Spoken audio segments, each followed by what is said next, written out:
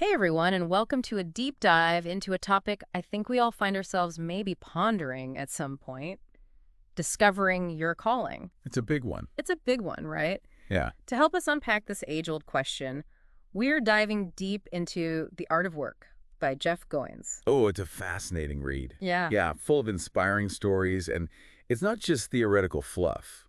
Goins really gets into the nitty-gritty of how people from all walks of life have uncovered their passions and built, really meaningful careers. Okay, so let's jump right into it with a story that I think really highlights how our calling isn't always this dramatic, life-altering revelation. Right. Goins talks about Garrett Rushmiller, who at 5 years old beat brain cancer. Wow. Talk about starting life with a challenge. Absolutely. Right. And what's remarkable is that his path to calling wasn't like some meticulously planned out trajectory. Right. His father, instead of focusing on what Garrett couldn't do after his illness, encouraged him to embrace what he could do. And that's where it gets interesting, right? Yeah.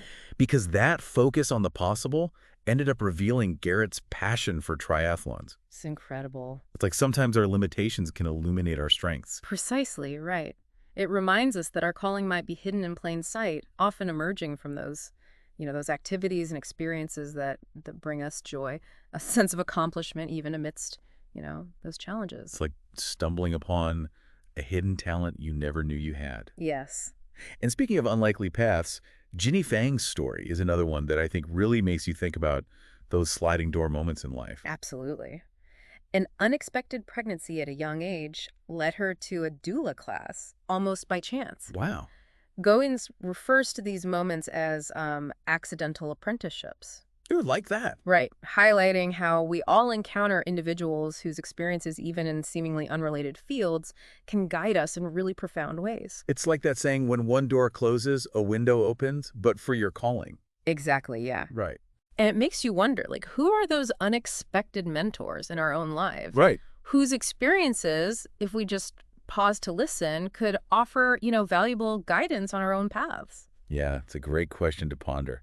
Now, shifting gears a bit, let's talk about talent. Okay. Because that's oft a big part of the conversation around calling, isn't it? It is. Goins dives into the story of Stephanie Fisher, who auditioned for American Idol, get this, 7 times. 7. 7. Wow. Talk about dedication. Seriously. And while her story is heartbreaking, who hasn't faced rejection when pursuing a dream? Yeah. But it raises an interesting point about the role of talent versus hard work. Because clearly she had the drive, the passion. So is it all just practice? It's a question that has fascinated researchers for ages, and Goins delves into the research of Anders Ericsson, who coined the term deliberate practice. Yep. And what's fascinating here is that it's not just about, clocking in hours. It's about how you practice. Okay, so break that down for us. What does deliberate practice actually look like? So Goins explains that it's about consistently pushing beyond your comfort zone. Think about, a musician focusing on specific hand positions that are initially difficult, or an athlete, breaking down their movements to improve their technique. It's about identifying those areas where you feel stuck and intentionally working through them, even if it's uncomfortable. So it's not about talent versus practice. Yeah. It's about talent, ignited and fueled by deliberate practice. Exactly. Talent might get you in the door. Right.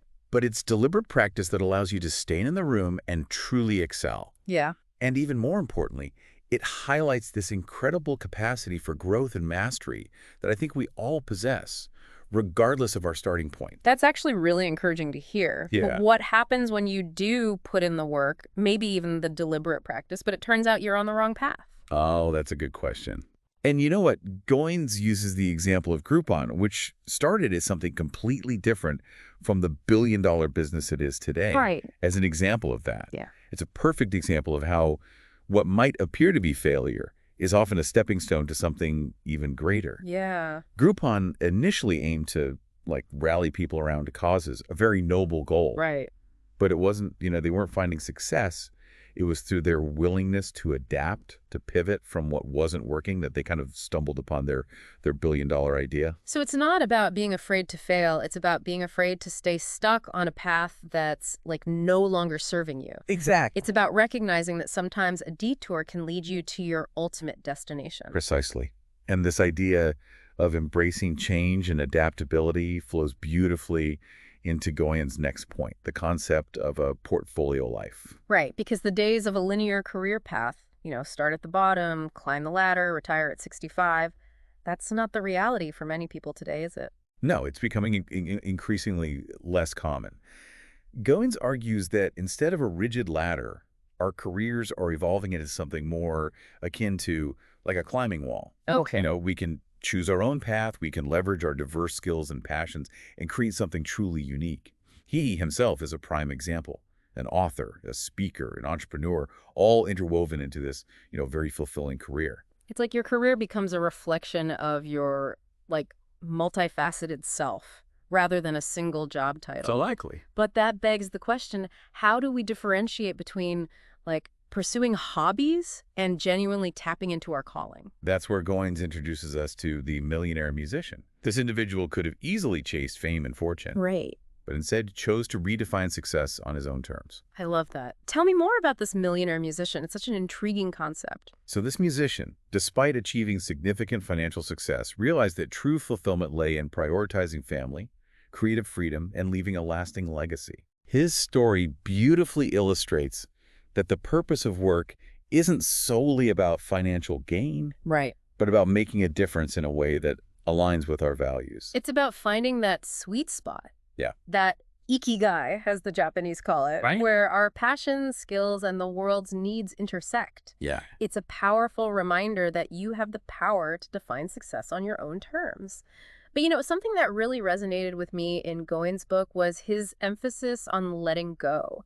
He talks about Stephen King's struggle with his writing desk and this incredibly poignant story of an artist named Nigel from Tolkien's letters. Yeah, those are great stories. Yeah. These stories offer a really profound perspective, I think, on the nature of work and the importance of finding peace within limitations. Yeah. King's writing desk, despite being this like dream setup, becomes symbolic of his, his addiction, Oh, interesting. highlighting how even our passions can become burdens if we're not careful. It's a good reminder that balance is key, Yeah. even when it comes to our passions.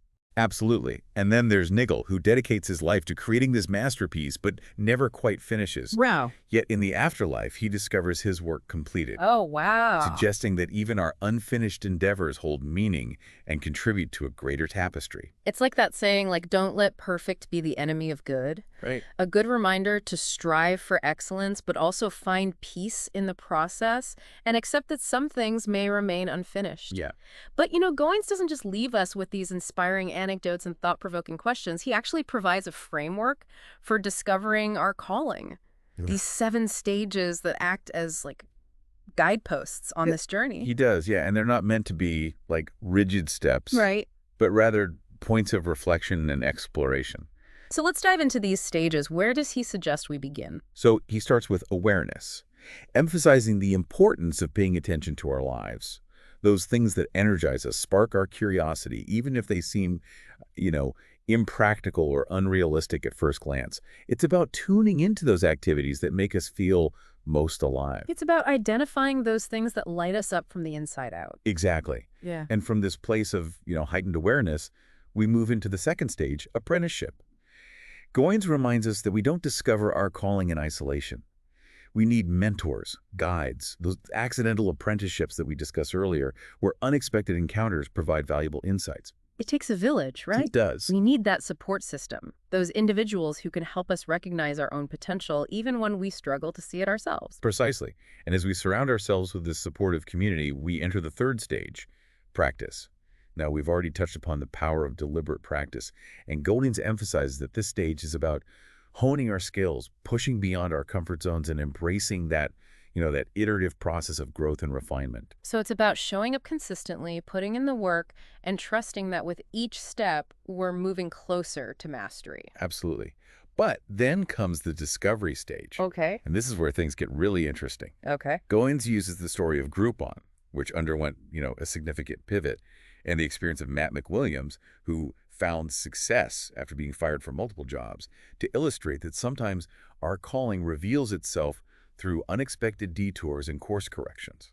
So it's not always a straight line to our calling. It's about being adaptable, open to new possibilities, and recognizing when a path, even one we've invested time and effort in, is no longer serving us. Yeah, it's about embracing those twists and turns, Hmm. knowing that they often lead us to where we're meant to be. Right. And this adaptability becomes even more crucial as we move into the profession stage. Okay. Goins encourages us to embrace that portfolio life, Right. recognizing that a fulfilling career might involve, you know, weaving together multiple passions and skill sets. So rather than limiting ourselves to a single job title, we can create a more like dynamic and multifaceted career path that like reflects our evolving interests and aspirations. Exactly. And as we continue to kind of refine our craft and integrate our diverse passions, we enter the mastery stage. Okay.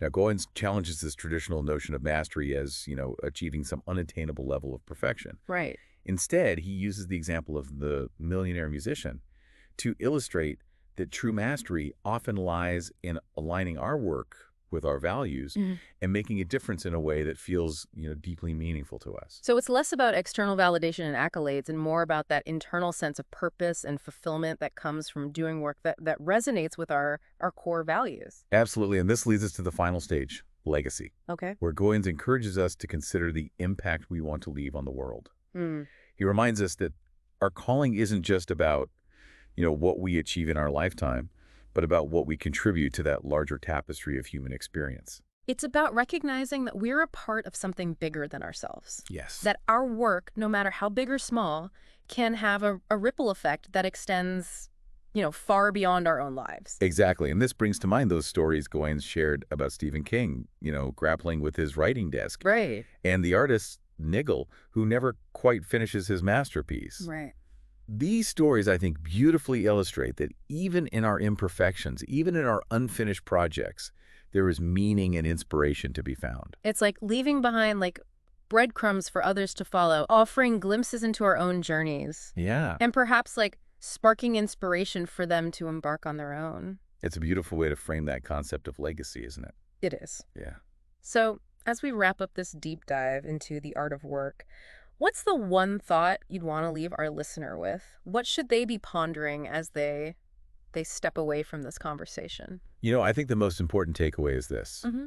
Your calling is not some, fixed destination. Right. Some grand revelation that suddenly strikes you out of the blue. Yeah. It's a journey. Right. An ongoing process of exploration, adaptation, and service. It's about embracing the unknown, Yes. trusting our intuition, Yeah. and being open to those unexpected detours and plot twists that life throws our way. Precisely. So as you go about your day, ask yourself, what sparks your curiosity? Yeah.